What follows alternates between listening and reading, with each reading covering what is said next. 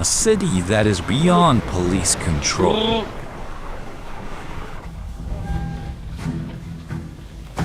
Today we arrived in one of the most dangerous cities in the world, the capital of Haiti, Port-au-Prince. An area divided between armed gangs, hidden elites, and foreign interventions. In the capital alone, there are over 200 armed groups led by a man called Barbecue, known for burning his enemies alive. The armed groups have united under a name that means let's live together. Port-au-Prince. Today, we will visit the camps of people who fled gang violence and the destroyed neighborhoods. Then we will meet with the self-defense movement.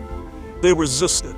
So, a self-defense group? Self-defense group. These are civilians who took up arms to defend their communities.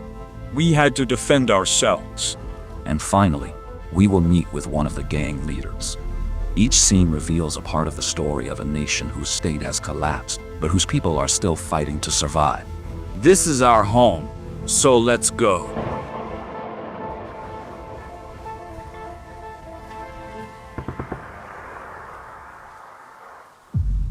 We are on this island today. One island shared by two countries. One half is paradise, the other half is hell. Right next door, the Dominican Republic lives in prosperity, while Haiti is in open warfare. We arrived in the capital, Port-au-Prince. This is the airport. We drove from the airport to the hotel district, the only area with government buildings, police, and hotels. It lies on a hill, isolated from the rest of the city. This hotel is one of the most luxurious in the city, heavily guarded at its gates because outside there is a completely different world. We are in the capital, Port-au-Prince. Look, we are on a hill. This is the city. This is a nation that defeated colonialism but fell into chaos. Now we start with the camps for displaced people, where people who fled from the gang's bullets live. There are so many of them. Temporarily. Well, nobody knows for how long, because they've been here for over 9 months, and they have a market. They have to live somehow.